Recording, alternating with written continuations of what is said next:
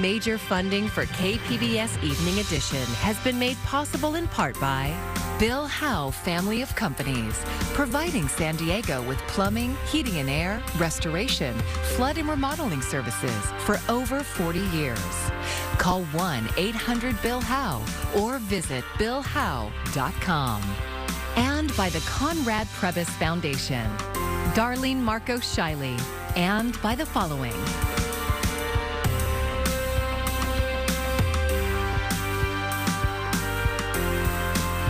And by viewers like you. Thank you.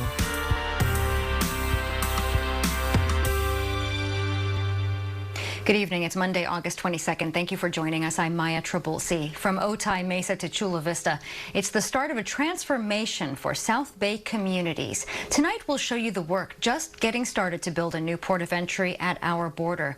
But first, here's Jacob Air in Chula Vista, where a Bayside project decades in the making is now taking shape. After decades of waiting, the Bayside Park Convention Center project in Chula Vista has finally begun. It's expected to pump hundreds of millions of dollars annually into the local economy, but not everyone is sold on the project. KPBS spoke with local workers and residents and got a mixed reaction. A few say many of the new jobs will be low wage, and they worry about how the redevelopment project will increase traffic and overcrowding. Among them is Tijuana resident Oscar Ochoa, who works as a security guard in the area. It's going to be crowded, but for us, it's going to be like a huge problem because more people is going to be coming around. Others say they're thankful for the construction, including Chula Vista resident Joe Balistreri. He's been waiting on the project for decades. It'll infuse a lot of money into the community and business and activity and, use of the waterfront. I mean, this is great that they use the waterfront. Because it's just been laying here doing nothing forever. Right now, the construction is causing a number of road closures in the immediate vicinity. And for the time being, those roads will likely stay closed. The project is expected to be completed in 2025. But Jim O'Callahan, the CEO of South County Economic Development Council, says short-term pain will translate to long-term gain. Much of the area will ultimately have new paths for cars and pedestrians alike. Right out here, you're going to have hundreds of acres of walkable space that'll connect to the bikeway, giving ample opportunity for people to take advantage of fields that they haven't been able to use in years. Some of this was, old sites that were for refineries, power plants, and now being able to take it back as public land is pretty incredible. Tomorrow at 5:30 p.m., the Port of San Diego is hosting an event at the Bayside Pavilion focused on public art for the project. Jacob Air, KPBS News. A big day for the second border port of entry in Otay Mesa. After 2 decades, officials broke ground on the project this morning. KPBS reporter Kitty Alvarado was there and has the details. 1, 2, 3. Leaders and dignitaries from both sides of the U.S.-Mexico border held a symbolic groundbreaking for a project over 2 decades in the making, the Otay East Port of Entry, also known as Otay 2. California Secretary of Transportation Toxo Mashakin kicked off the event of about 24 speakers. He remarked that this milestone was a joyous occasion. Celebrate, and that's what we're here to do this morning, celebrate, right?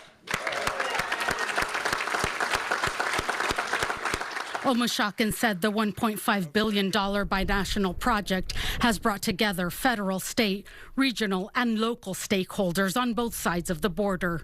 This project is a vital link in strengthening the nation's supply chain as well, and creating thousands of jobs, not just in the local region, but across the United States and Mexico. The SR-11 Otay Mesa East project is indispensable to this nation. The 4-lane road will connect to a Customs, Border Patrol, and CHP commercial facility. California's Lieutenant Governor Eleni Koulounakis spoke about how desperately needed another border crossing is to help ease the burden on the busiest crossing in the Western Hemisphere. It is estimated that the increasing wait times cost the United States and Mexico a combined $3.4 billion in annual economic output and more than 88,000 jobs. San Diego Mayor Todd Gloria says it's not just another border crossing, it's about our neighbors, friends, and the environment. We think it's over 150,000 people who regularly cross, and what they often face now are unpredictable wait times. It could be a couple hours, could be 4 or 5 hours, and that's really diminishment of the quality of life. And those vehicles are sitting there idling, putting carbon into our atmosphere that is changing our climate, and we're degrading the thing that makes us so special. I was that little girl that crossed the border every day to go to high school. Nora Vargas, the vice chair of the San Diego County Board of Supervisors, says to her, this border crossing represents hope. When you're making those sacrifices, right, that you know, as a U.S. citizen, having to wait and cross the border to be able to go to school and to be able to have a good quality of life, and that's what we're trying to do, right? And so we're going to change that for folks. Sandag estimates that without Otay 2, wait times for commercial trucks will be over 6 hours by 2040. But with a new crossing lane management technology, it will be reduced to 40. Otay 2 is expected to open in 2024. Kitty Alvarado, KPBS News. And there's also news on a major development plan for San Diego's Midway district, with Mayor Todd Gloria choosing his preferred plan for the sports arena property. The plan, called Midway Rising, envisions a new arena, retail and office space, a 200-room hotel, 20 acres of open space, and 4,250 apartments. 2,000 of those would be affordable for low-income households. The mayor plans on presenting his recommendation to the City Council on September 13th, and after that vote, the city will still need to negotiate the project's details. School is back in session at San Diego State University, and there are already complaints about neighborhood parties. KPBS reporter Alexander Nguyen visited campus today. It's the first day of the semester. I'm really excited. There is the usual hubbub of college life, clubs to sign up for, textbooks to buy. For some, it's their first time away from home. It was sad saying goodbye to my parents. For others, like junior Grace Pazaricas, it's the first time since the start of the pandemic that it feels like the typical college experience. I mean, you see all the freshmen walking around and classes are sort of feeling back to normal. And I actually feel comfortable this year, so it's exciting. With the return of students come the parties and the trouble. This past Friday, San Diego police arrested 2 minors who brandished a gun and a hatchet following a fight at an off-campus party. Unfortunately, it's something that happens every year, no matter what happens. Neighbors are tired of it. I've never seen it that bad as it was on Friday night. Jim Jennings has lived in the college area for more than 22 years. He says it's hell living next to the campus for the first few months of the semester, and he faults the university for not doing more to stop it. One of the things I think I'm most upset about with state is they talk a good game. They say, well, we're going to get involved, but then they say, you know, well, if they're over 21 and they're drinking in a house, there's nothing we can do about it. San Diego State has launched an app called SDSU Safe, where students can report things such as out-of-control parties. San Diego police says it will increase patrol around the school until at least Labor Day to cut down on the parties and the crowds. Pazaricas says students have a responsibility too. Students should definitely try and be better neighbors. Alexander Nguyen, KPBS News. San Diego's independent budget analyst is out with new reports on the fiscal impact of 4 local measures appearing on the November ballot. KPBS Metro reporter Andrew Bowen with a closer look at 2 of them. Measure B would repeal the People's Ordinance, a century-old law that prohibits San Diego from charging trash collection fees to single-family homes. That means many homeowners get free trash pickup, while people in apartments have to pay. Measure B would not impose trash pickup fees on its own. That would require a years-long study. But the report released last week estimates monthly fees could range from $23 to $29. Charging those fees could free up some $60 million for the city to spend on public safety, parks, libraries, and other needs. Another ballot measure examined by the city's budget analyst is Measure C, which would repeal the 30-foot height limit in the Midway district. It's a do-over on a measure voters already approved in 2020, but that has been tied up in court.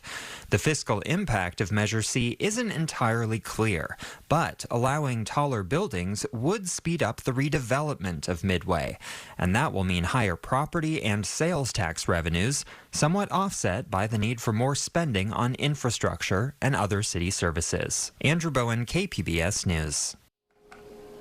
San Diego County is now approaching 200 local monkeypox cases, with vaccines still hard to come by. Most of those cases involve men who identify as gay or bisexual. More vaccines were made available today on the state's My Turn website, but all were reserved in just a couple of hours. Diane Gallagher reports on the nationwide outreach to LGBTQ communities. Celebrating Pride in person for the first time in 2 years. Charlotte showed up, dancing, cheering, marching, and vaccinating at-risk Pride participants against monkeypox. There were a group of women walking around saying that the shot was available, and me and a friend took a walk down to the health department. 15 minutes, filled out some paperwork, in and out. The North Carolina City's Pride Festival is the launch site of a Biden administration pilot program to send 50,000 doses of the monkeypox vaccine to LGBTQ-centered events like Pride around the country. We will now, by pre-positioning a considerable number of doses of vaccine, we'll be able to handle it and get our arms around this so that we don't see further spread. Though some, like Miguel Fuller, who is vaccinated, feel the administration should have done this sooner. You can't just put something on social media and say, all right, we've done it. They need to go to the bars, to the clubs, individually. That's something local outreach organizations like RAIN say they've had success in doing, and is especially effective, they've found, in reaching disproportionately affected communities of color. I know what we've been seeing in non-traditional venues has been primarily people of color. So the first weekend we did it, we did a day event and an evening event, and we vaccinated 170 individuals, 90% of them African American. For Charlotte's heavily attended Pride weekend, the Biden administration allotted Mecklenburg County Public Health an extra 2,000 doses of the monkeypox vaccine to be administered to people considered high risk. We're excited to be a part of it. There definitely is a need in this county. We have a high case rate, and we definitely want to be able to provide vaccinations to individuals who need those vaccines. The CDC has recorded more than 14,000 cases of monkeypox across the country. State public health data shows that as of August 18th, 198 cases of those were in North Carolina, 93 here in Mecklenburg County, which was operating on a vaccine wait list. They transitioned last week to an alternate under-the-skin injection method in the forearm as a way to increase supply from 1 to 5 doses per vial. I wasn't expecting the mark, but they told me it might be sore, it might be itchy, but me personally, I haven't had any symptoms from it. It's not bothering me at all. But something that is bothering people at Pride? We're very aware of not stigmatizing it as just a gay man's disease, just like HIV was in the 80s and 90s. Men who have sex with men and transgender people do make up the majority of monkeypox cases right now, which is why they are being prioritized with the limited vaccine supply. However, monkeypox is not a sexually transmitted infection, and any person can get it from prolonged, close, typically skin-to-skin contact with an infected person. So if the Biden administration wants its outreach to be a success, celebrating while educating without discriminating is the only way to approach it. It's good to see the community back, and yeah, it's a great moment for all of us, and that's what should be talked about, and we can protect people and still not stigmatize them. And that was Diane Gallagher reporting. We have a special page on our website tracking the latest monkeypox news locally with our latest reporting and information on vaccines. You can look for the link on our homepage, kpbs.org. A fire is burning in a remote part of East County tonight. SDG&E cameras picked up some of the smoke from what firefighters are calling the Valley Fire. It's burned about 120 acres near Noble Canyon. Pine Creek Road north of Pine Valley had to be closed by CAL FIRE and the U.S. Forest Service. Fire crews say there are no evacuations and no buildings are threatened.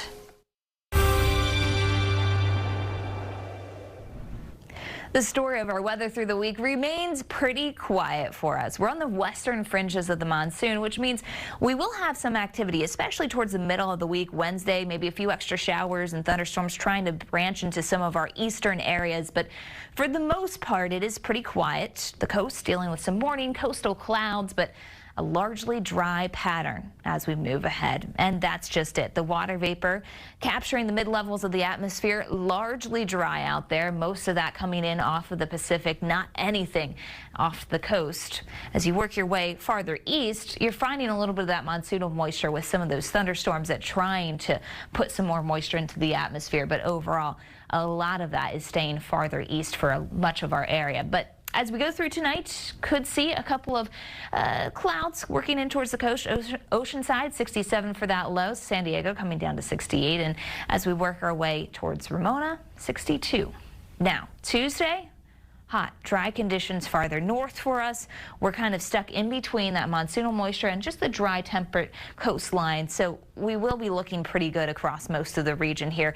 A thunderstorm or two could be found towards the mountains, Mount Laguna being one of those spots, 81 for the high there. As we push our way towards the city, though, 77. And looking at mostly sunny skies there, just a little bit of that coastal cloud influence for the morning. Wednesday, we watch that monsoon still hanging out, still trying to push its way into some parts of Southern California, so a little bit of activity there. The coast, though, staying dry from all that monsoonal moisture, just dealing with those morning clouds and some humidity. Temperatures pretty comfortable, though, in the 80s. Inland locations working their way back towards 90 degrees, partly sunny and dry for a lot of the week here, so no big problems. Mountain locations, here's where we have that chance for some thunderstorms, and we will see some of that activity Tuesday, Wednesday, even into Thursday for the mountains. If you go towards the deserts, probably just Wednesday dealing with a thunderstorm around drier towards the late week. For KPBS News, I'm AccuWeather meteorologist Melissa Constanzer. I'm Amna Nawaz. Tonight on the NewsHour, a video showing officers beating a man in Arkansas again raises concerns about police use of force. It's coming up at 7 right after Evening Edition on KPBS. Just over a week ago, a drug cartel launched a campaign of terror in Tijuana. Vehicles were set ablaze and gunmen blocked major thoroughfares. KPBS border reporter Gustavo Solis talked to experts about the reasons behind the attacks.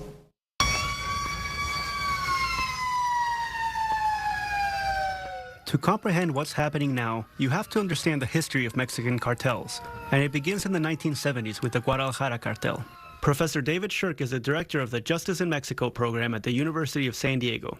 He says the Guadalajara cartel had sole control of drug trafficking in Mexico until they killed a DEA agent. That's when the U.S. pressured Mexican leaders to go after them. And in the aftermath, the Guadalajara cartel split into 3 different criminal organizations that controlled different territories in Mexico. The Arellano Felix family controlled the city of Tijuana. The Arellano Felix family controlled Tijuana until the Sinaloa cartel challenged them in the mid to late 2000s. That fight for Tijuana resulted in some of the deadliest years in the city's history.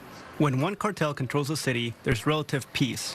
But violence increases when rival groups challenge that dominance. Whenever there is a situation where there's not a dominant criminal organization operating in a given area, that's when you have violence, right? Because if you control the territory, there's no need to fight. But when a territory is contested, that's when there is fighting. That seems to be what's happening in Tijuana right now. Shirk says that Tijuana's recent violence is linked to a fight between the Sinaloa cartel and a rival organization known as the Cartel Jalisco Nueva Generación. There's a local story, I think, about the changing dynamics of security in Tijuana. There's also a larger story about the new generation cartel that is has been really for the last several years trying to assert itself as Mexico's new dominant cartel. But who is this new organization? Vanda Felbab-Brown studies organized crime for the Brookings Institution. She agrees that we're seeing a repeat of what happened in the 2000s when the Sinaloa cartel took on the Arellano Felix organization. But there's one big difference. The Cartel Jalisco Nueva Generación is much more violent. The latest escalation is not just the repeat of the mid-2000s, but in some ways even more dramatic than the mid-2000s, because the new factor there is Cartel Jalisco Nueva Generación, which has embraced what the Zetas did previously. It tries to rule through brutality, iber-alis. It tries to be more brutal than anyone else. And its standard modus operandi is resorting to very dramatic, very brazen violence.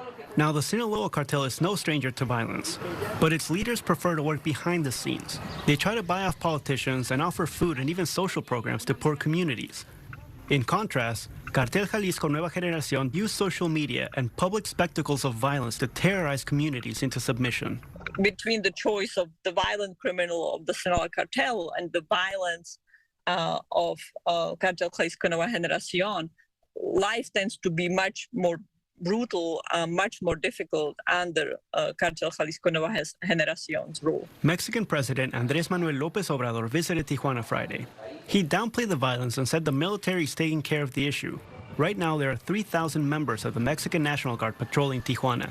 Yet every expert KPBS spoke with said the current wave of violence is the direct result of the Mexican government's over-reliance on the military to confront organized crime. Cecilia Farfán Méndez is the co-founder of the Mexico Violence Resource Project. She says that Mexico's security strategy is clearly not working. I think events like, not only Tijuana, but, in terms of thinking, what does this mean? I'm like, well, this means that the state increasingly looks weaker in relation to criminal groups. Stephanie Brewer is director for Mexico at the Washington office on Latin America. She also says that doubling down on militarization is a mistake. And unfortunately, what we have seen over the past really 10, 15 years is a lot of repetition of the same go-to strategies, which consist largely of military deployment. And we saw it again in these last couple of days. She says that there's no clear evidence that the strategy even works. Everyone who has analyzed this problem within Mexico, outside of Mexico, or once again, you just ask anyone on the street, you ask the population, what's allowing criminals to operate with the freedom that they do. And it's because there's no reliable system that would bring about consequences or that would provide truth, and justice for those crimes. So what's the takeaway? Was last week's violence a sign of more to come or just a flash in the pan? Shirk and the other experts aren't sure. They have no way of knowing, and that's by design. As is so often the case, what's going on in this criminal underworld, in the shadows here, is like impossible for us to really know what's going on because it's like shadow puppetry. And so you think you're seeing something, you think you understand what messages are being sent, but you really don't have any way to confirm. Yet, a couple of things are clear. As long as rival cartels are fighting for control of Tijuana, we should expect more violence to continue until someone comes out on top. And even then, it won't be lasting peace. So eventually, presumably, one of the criminal groups or a coalition could win. We will perpetually be in situations where whatever quote-unquote peace there is really just a narco peace. It's a peace that is totally at the discretion of the criminal groups. That is not because the state has developed effective policies. Gustavo Solis, KPBS News. A West Virginia senator is holding up a money transfer that would allow the federal government to build the infrastructure needed to fix the border's sewage flow problem. KPBS environment reporter Eric Anderson has the details. It was just supposed to be a technicality. The U.S., Canada, and Mexico free trade deal gave the Environmental Protection Agency $300 million to help fix San Diego's border sewage problems. The EPA doesn't typically build infrastructure, so they want to give the money to another federal agency that does, the International Boundary and Water Commission. But the money transfer requires congressional approval, something that's happened in the House of Representatives. It's in the Senate's hands, and I don't know why they don't just push it through quickly. Vargas says the congressional committee overseeing the EPA doesn't like the idea of spending U.S. dollars in Mexico. Senator Shelley Capito, who's not in favor of this, and so it's problematic when she says it has to go to her committee, and when it goes to her committee, she kills it. Congressman Mike Levin appealed to Capito directly earlier this month, sending her a letter asking for her to allow the transfer. He says the San Diego region is suffering from ongoing sewage spills, and moving the money is critical. Under this administration, we're going to move forward. Martha Guzman is the regional EPA administrator. She says planning work on the comprehensive sewage solution continues as local officials push for that congressional approval. We've already done it through our existing authorities to continue with the planning, the feasibility planning. We're going to have that engineering done. Last week, Mexico pledged to invest $144 million on sewage system repairs in Tijuana. All told, there's $470 million available. Congressional Democrats say they may try to include the U.S. money transfer in an omnibus spending bill that won't require approval from the Senate committee that oversees the EPA. When that will happen is unclear. Eric Anderson, KPBS News. It was quite a weekend for Aztec fans in Mission Valley. A Snapdragon Stadium welcomed its first crowd. Season ticket holders got the exclusive invite to get the first look at the stadium. Saturday's scrimmage for the SDSU football team was just an appetizer for September 3rd. That is when Snapdragon Stadium will officially open for the season opener between the Aztecs and Arizona. Selections for the KPBS One Book, One San Diego campaign are now official. For adults, we have The Vanishing Hall by Britt Bennett. It's a New York Times bestseller. And the selection for teens is The Magic Fish, written and illustrated by Trung Le Nguyen. And for kids, we are Water Protectors, written by Cal Lindstrom and illustrated by Michaela Godey.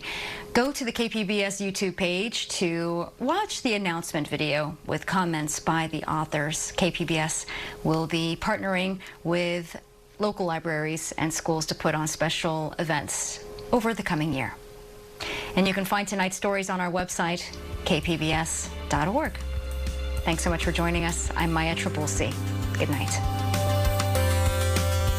Major funding for KPBS Evening Edition has been made possible in part by Bill Howe Family of Companies, providing San Diego with plumbing, heating and air, restoration, flood and remodeling services for over 40 years. Call 1-800-BILL-HOWE or visit billhowe.com. And by the Conrad Prebys Foundation, Darlene Marcos Shiley, and by the following.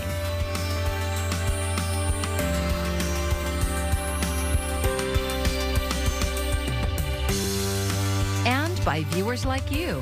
Thank you.